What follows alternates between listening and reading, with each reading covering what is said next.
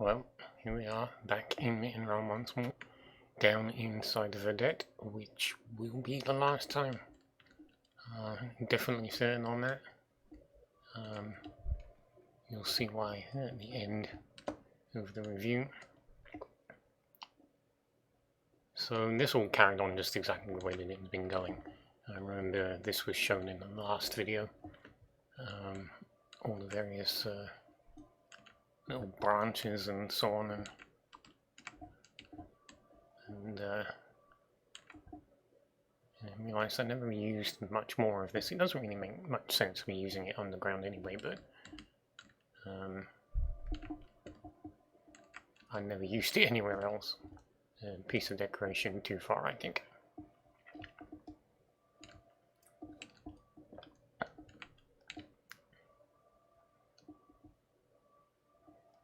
So after all of that, it basically just left this piece and the other sections down here.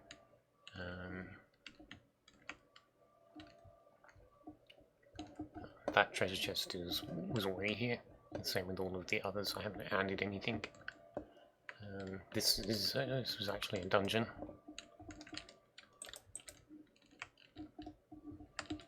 I think this was maybe on screen in the last review. I moved the dungeon over in order to build this I don't know, workers' quarters. Oh, do you know oh no, sorry. The two chests were the ones that were in here. One got moved because I moved the dungeon, and this one I just moved all the way up here.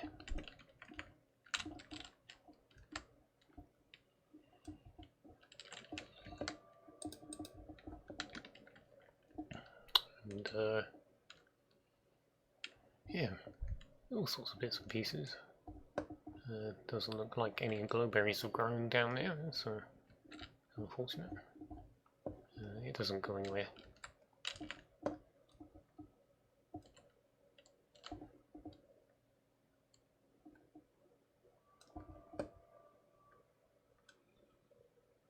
I nearly missed it.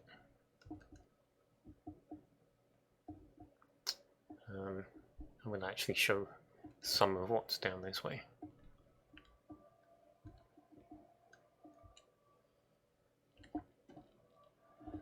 I tried to open up the upper floors, so it's not supposed to be wrecked or decayed. This is just the way that it was supposed to look. Except maybe this. Some of these are actual holes.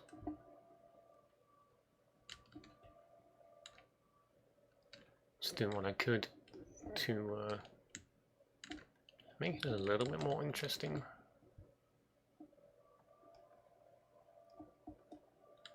Because this place has a third layer as well, and then this is even more simplistic. Trying to make it look more aged, using the darker wood to imply this.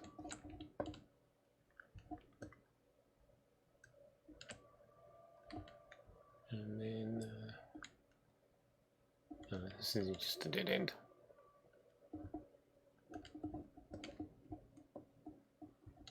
I kind of like the way that it came out. I don't think it's brilliant, but I think it holds up fairly well. Trying to find... I'm not sure where it is. There's definitely a connection somewhere. Ah, there we go.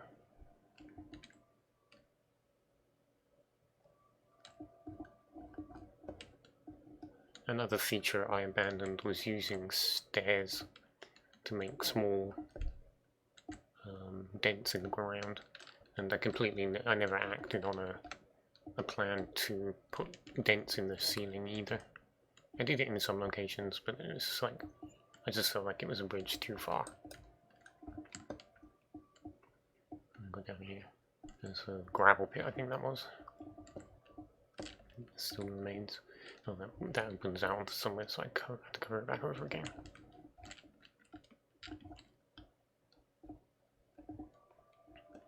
because this opens up into here. And then, so after completing this, move through this connection, which actually brings us back to the main tunnel. A little fake geode shoved in to the tiny little cave space that was there.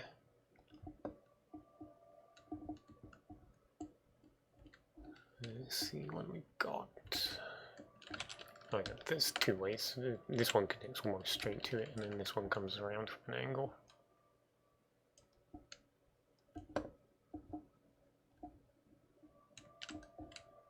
Oops.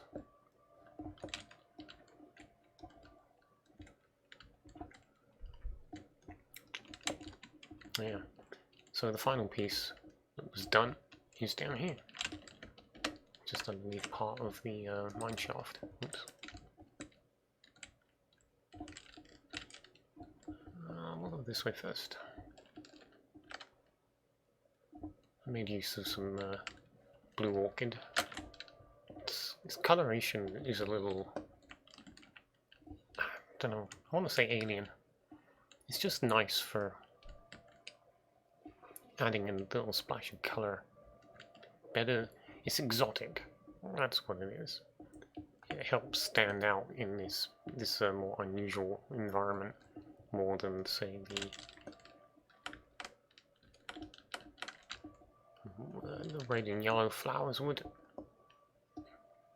This is just basically cave space. Redecorated. I haven't added anything in particular here. This whole style has been done mostly in the ravine already. I haven't really explored anything new by digging, building down here.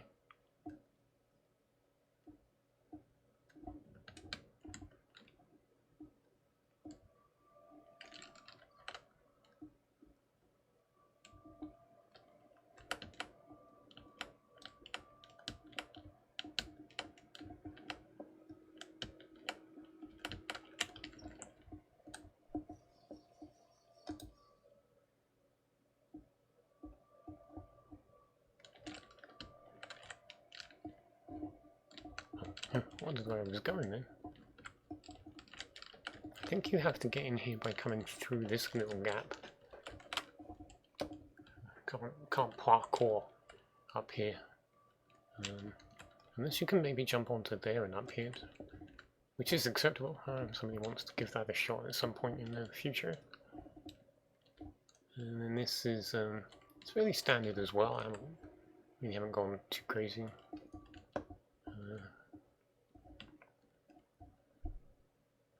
I use a little bit more dripstone than normal. Create another fusion of biomes. Chucking in the mud for good measure.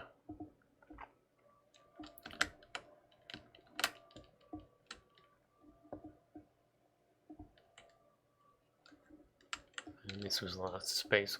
I was originally concerned it was going to be too big, and I think I talked about this on the previous review, but when I came back the second time, it was like, this isn't actually that large. It's very direct. And I just started to see this whole thing of... that was what sold it. I eventually was like, I'm going to put in a lot of water. Like, you know, fill up the entire bottom half of the cave tunnel. It's actually connected back to another piece. There were two waterfalls there and there, which I've allowed the water in here to flow through, implying that this is emptying into the rest of the ravine.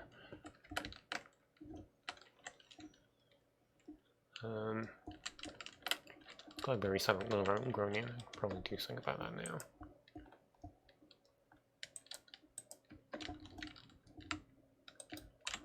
A lot of it's redundant because the frog lights taking care of a lot of it. But yeah, I originally just did a run of yellow, and I just had this subsequent idea to put gold vein in along the same place. So that would be that explanation. It's Not super brilliant.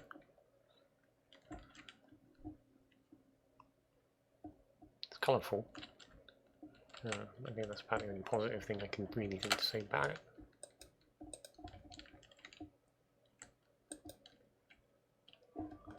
And this is just meant to imply the ultimate source of all of the water. And that is a connection point. I think this is one of the few places where I sealed off a tunnel to somewhere else that wasn't explored.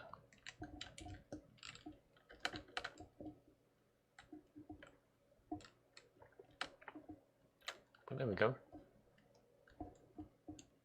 This was the final section. Once this was done, well, I see this whole piece because I actually decorated from this in this direction. So the last stuff was actually put in place here.